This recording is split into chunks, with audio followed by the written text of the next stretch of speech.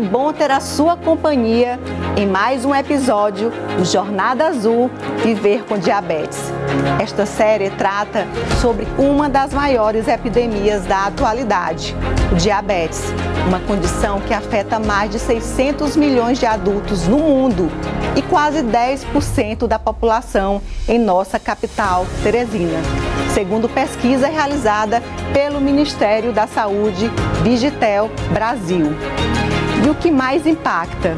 Segundo a Organização Mundial de Saúde, a cada 10 segundos, uma pessoa morre por complicações do diabetes no mundo. Diante desses números, vem o desafio de fazer do Novembro Azul Diabetes um mês para despertar o olhar para o cuidado com a saúde. É preciso mudar a realidade e essa mudança começa com o acesso à informação de qualidade. Por isso a série Jornada Azul chega até você para informar, levar a esperança e oferecer conhecimento que alimenta a mente, fortalece o corpo e transforma vidas. O nosso segundo episódio é particularmente especial. Vamos falar sobre a alimentação saudável e diabetes. Então prepare-se, porque hoje vamos apresentar um verdadeiro banquete de conteúdos para desfazer mitos e provar que é possível viver bem com diabetes sem abrir mão do sabor. É hora de temperar o seu dia com conhecimento, porque o Jornada Azul Viver com Diabetes está no ar. Seja bem-vindo!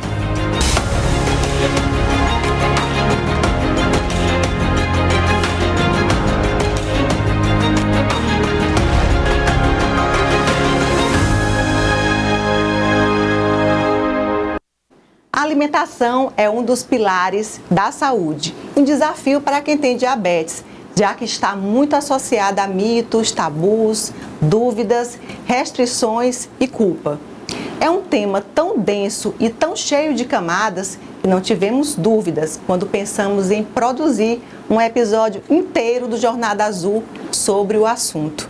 E para falar sobre a alimentação e diabetes, o Jornada Azul convidou a nutricionista Mávia Caline, que também tem diabetes do tipo 1. Aliás, eu conheci a Mávia bem criança e eu confesso, jamais imaginei estar num momento como esse, né, junto com essa grande profissional. Muito obrigada por estar aqui, Mávia. Me conta um pouquinho, conta pra gente a sua história com diabetes, para começar.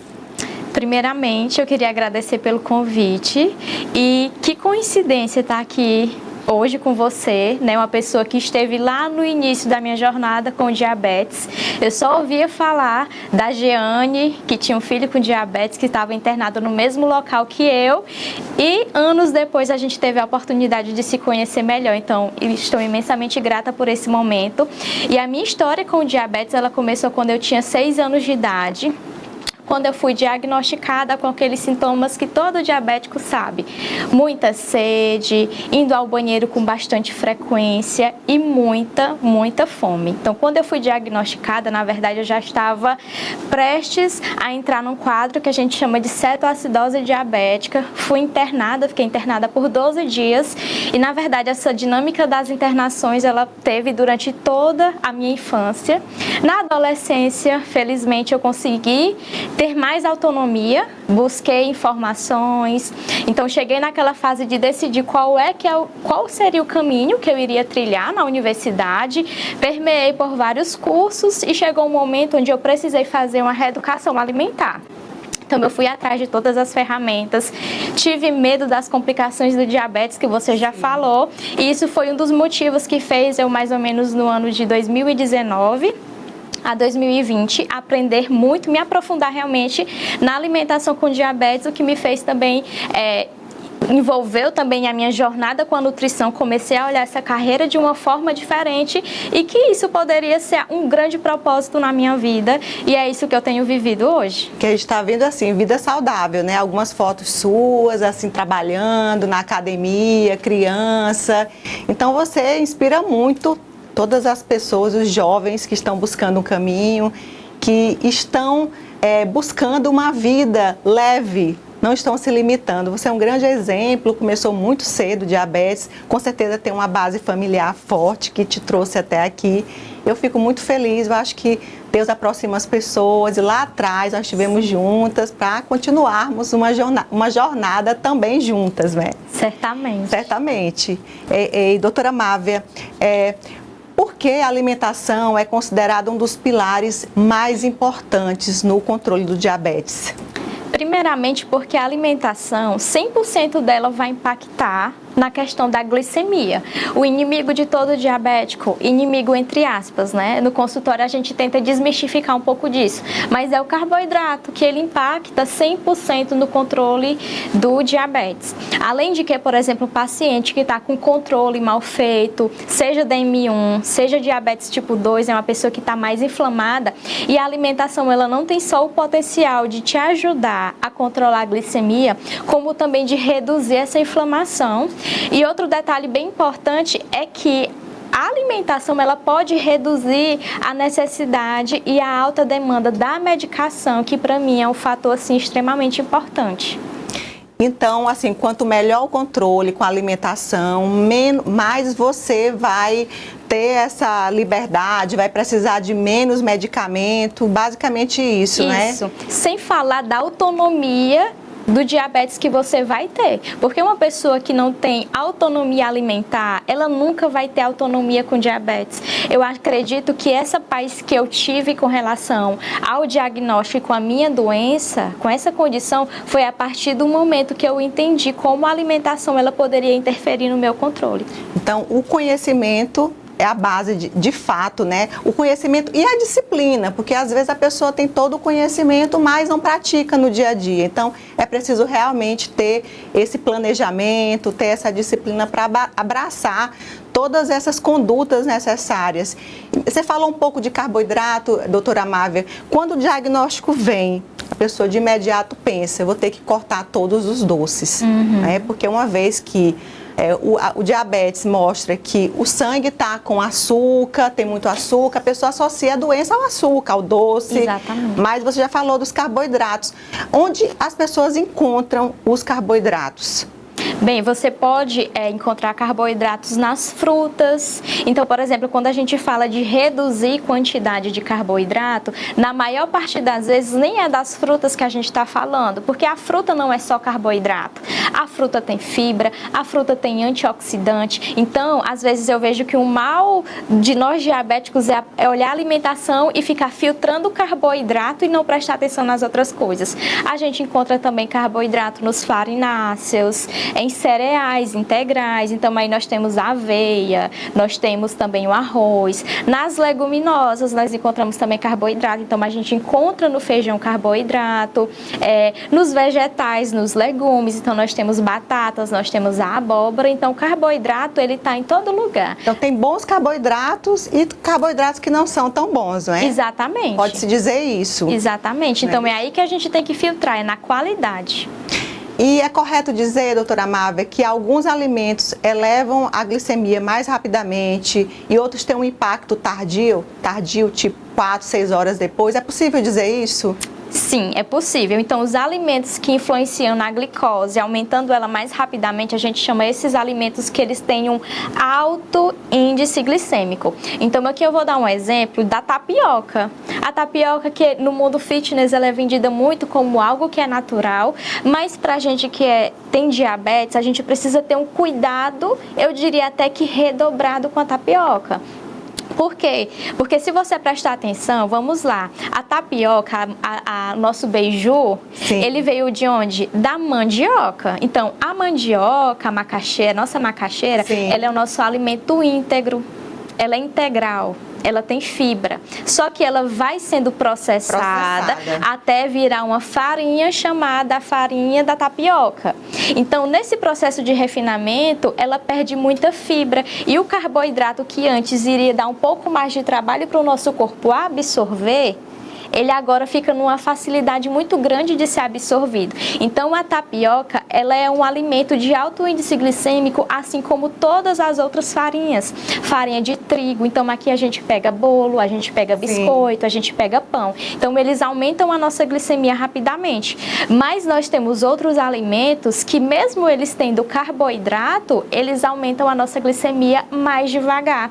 E não é só porque ele tem menos carboidrato, mas é porque ele tem mais fibra. Vou dar aqui um exemplo para vocês. Sim. O morango, kiwi, né? Até o próprio feijão, porque o feijão ele tem carboidrato, mas ele está associado com outros componentes. Tem proteína. Tem proteína, exatamente. Então, para nós que temos diabetes, a gente tem que ter cuidado em consumir carboidratos refinados, que passaram por esse processo de refinamento, até mesmo, por exemplo, a aveia, a farinha da aveia, Sim. né? Então, a gente tem que ter cuidado porque eles têm o potencial de aumentar a nossa glicemia mais rapidamente. Nesse café da manhã raiz, entre a tapioca e o cuscuz, para onde a gente vai? Não, cancela a tapioca, vai para o cuscuz, eu coloco uma chia ali na massinha da tapioca para melhorar um pouco a qualidade daquele alimento. O que é que você diz? Aí para o café da manhã da pessoa com diabetes. Eu vou dizer na prática, como que eu faço quando eu vou comer uma tapioca? Sim. Eu realmente vou comer uma tapioca, um beiju, quando aquela minha vontade está sedenta. Então eu evito trazer esse tipo de alimento para o meu dia a dia como algo da minha rotina. Eu gosto de encaixar uma tapioca quando logo depois eu vou fazer um exercício de alta intensidade, porque esse carboidrato ele vai ser consumido rapidamente. Então não vai gerar um pico glicêmico tão alto. Então precisa estratégia. Então tá com a glicemia um pouquinho baixa, já pode consumir, não? Isso.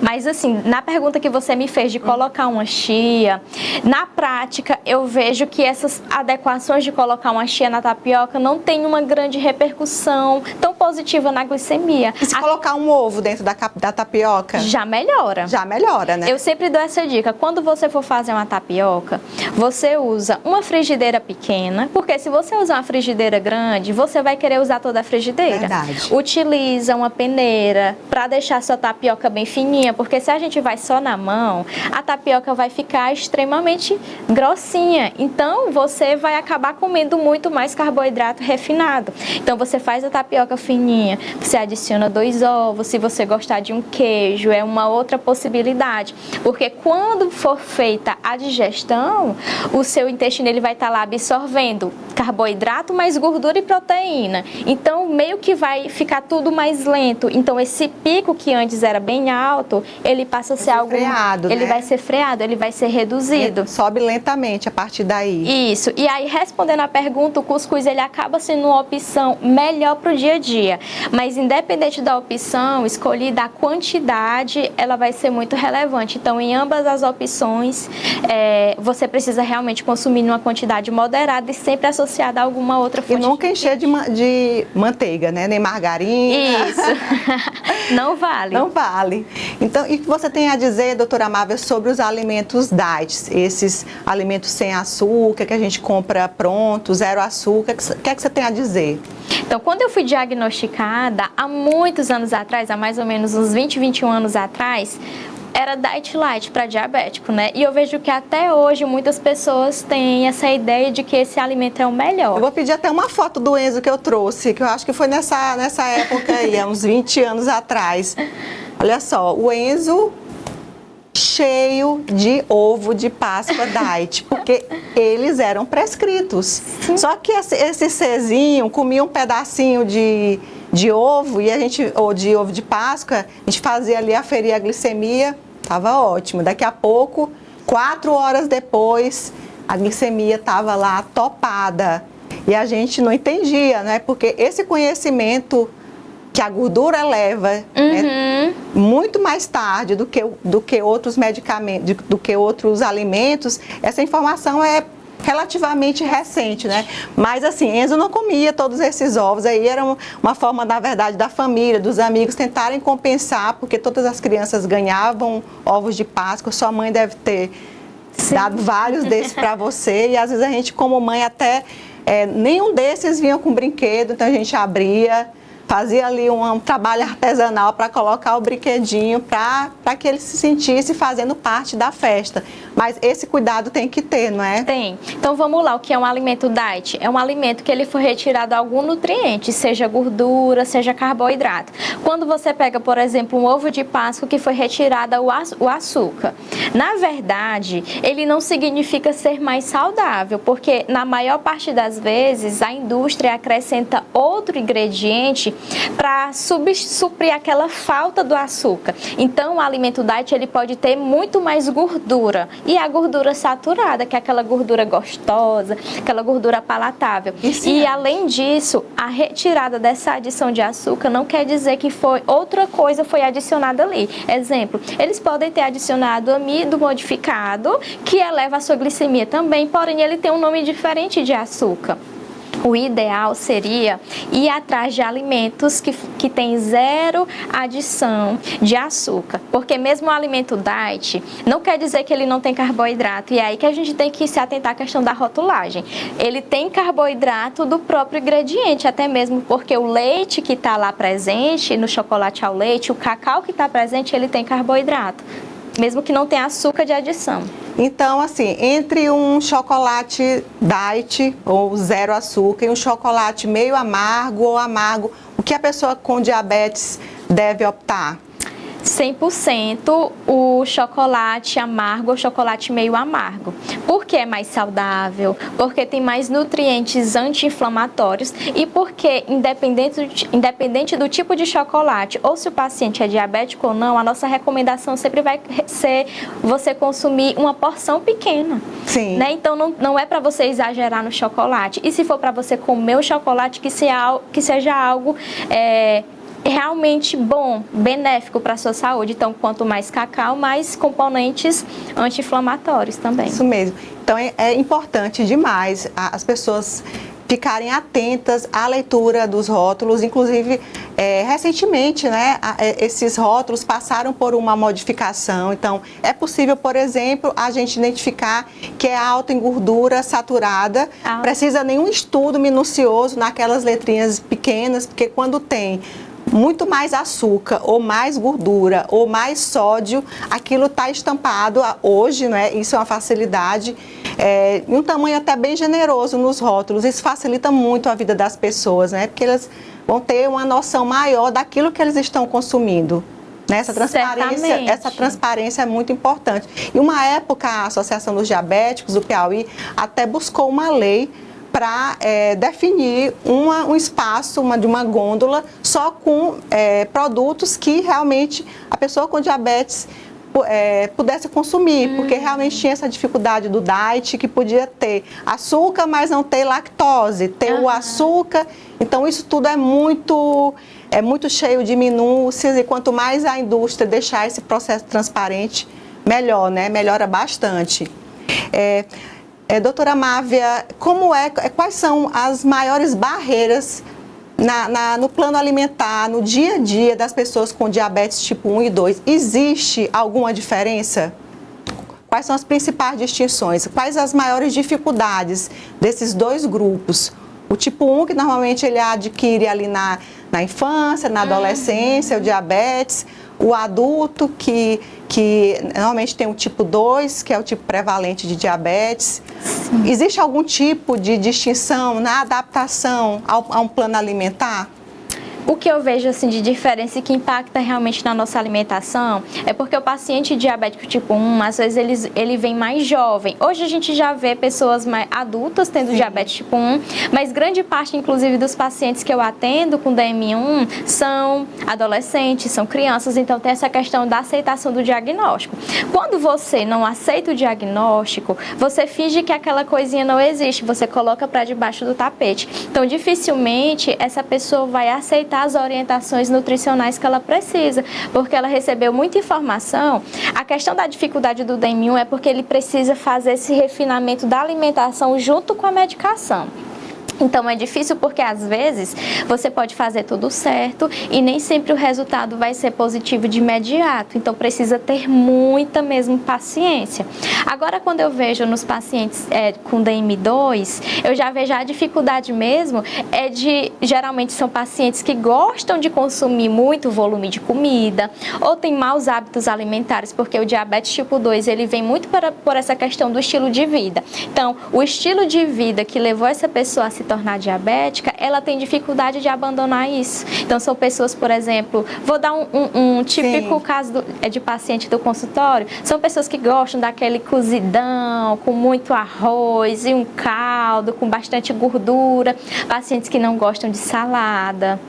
Então, essa dificuldade é de realmente mudar a estrutura. Adaptar o estilo de vida, até porque estava com um estilo assim bem consolidado, até pelos anos, né? Já é um paciente adulto ou idoso que ali, de repente, tem aquela surpresa de ter, né, uma pequena limitação alimentar, precisa fazer uma adequação, talvez seja essa a maior dificuldade, né? Internalizar isso e passar a viver de uma forma mais saudável. Isso, e também porque no caso, por exemplo, do paciente que tem diabetes tipo 1, ele consegue ver ali mais rapidamente alguma consequência. Ele tende a ter mais hipoglicemias. O paciente com diabetes tipo 2, ele por muito tempo consegue levar a vida com os exames alterados, mas achando que não está acontecendo nada, porque muitas vezes o que ele acha é que ele está só cansado demais, eu estou só fadigado, mas está tudo bem. Então ele acha que não precisa melhorar a alimentação dele, porque ele não precisa ele não está doente, ele não está paralisado. Então se ele consegue levar a vida, ele acha que pode continuar comendo normalmente. Olha, uma pergunta que não pode faltar, qual o melhor adoçante para a pessoa com diabetes, doutora Mávia? O melhor adoçante, na minha opinião, e certamente é o stevia. E hoje existe uma grande barreira com relação à stevia por conta do gosto residual amargo que ele tem. Sim. Mas hoje já temos stevia sem gosto residual. Então ele vem para poder inclusive adaptar nas receitas, em bolos, então facilita demais a adesão. E o sucralose? O sucralose, ele pode também ser uma boa opção, mas quando a gente fala do stevia, ele é um adoçante mais natural. Então acaba sendo mais positivo, até porque hoje em dia a gente já tem estudos que falam da repercussão de certos tipos de adoçante na nossa microbiota intestinal. E o stevia acaba sendo uma opção mais natural. E sobre as frutas, hein, doutora Mávia?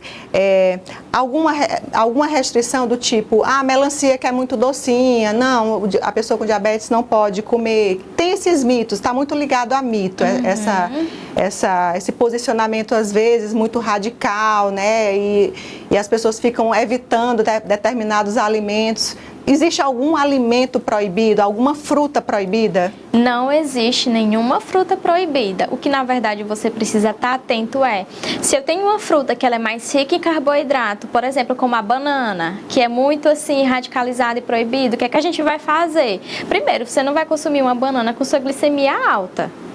Outra coisa, a gente já falou aqui da associação com alguns outros nutrientes. Então, você pode associar a banana com castanhas, com oleaginosas, com uma dose de whey protein. Tudo isso para a digestão da banana ficar mais lentificada e reduzir o impacto iogurte. Exatamente, pode. Então, isso funciona para a banana. A melancia, por mais doce que ela seja, ela não é um alimento que tem muito carboidrato, só que às vezes a gente pega a banda da melancia para comer toda de uma vez. Uma porção de fruta não é uma banda de melancia e uma frutinha também não vai ser uma jaca, nem uma bacia de laranja, não é isso? Exatamente. Não é um banquete de fruta. Não é um banquete de frutas. Bom, esse Novembro Azul, nós sabemos que ele está muito, às vezes gera uma certa polêmica. Você sabe, né, doutora Mávia? O Novembro Azul é do diabetes, o Novembro Azul é da saúde do homem. Para responder essa dúvida tão frequente, eu vou chamar aqui um vídeo da educadora em diabetes da Associação dos Diabéticos do Piauí, Gisela Brito. Olá, amigos e amigas do Jornada Azul. Novembro Azul chegou e com ele muitos questionamentos e dúvidas. De que Novembro Azul nós estamos falando? Já que o termo também é utilizado pela saúde do do homem, que tem o foco na prevenção do câncer de próstata. Nós estamos falando do Novembro Diabetes Azul, uma campanha mundial que existe desde 1991. Diabetes também é uma doença muito democrática. Ela acomete crianças, adultos, idosos, homens e mulheres. E muitos brasileiros e brasileiras não sabem que têm diabetes, não têm o diagnóstico de diabetes. Isso é um risco, já que essas pessoas estão mais propensas às comorbidades, às complicações do diabetes. Quero fazer um convite para as famílias, para as pessoas com diabetes, para os profissionais de saúde e para o poder público que se engajem nessa campanha, na campanha mundial do Dia do Diabetes, para que as pessoas possam ter consciência e ter educação, que elas possam se cuidar, ter adesão ao tratamento e que possam fazer escolhas saudáveis. Obrigada, Gisela, educadora da ADIP. Que vídeo esclarecedor. Eu aproveito para deixar um convite. Siga a Associação dos Diabéticos do Piauí no Instagram, @ADIPiauí, e acompanhe a programação do Novembro Azul. Aliás, no próximo dia 14, a partir das 4 da tarde, nós estaremos com muitos parceiros lá no Teresina Shopping, levando muitos serviços de saúde para vocês.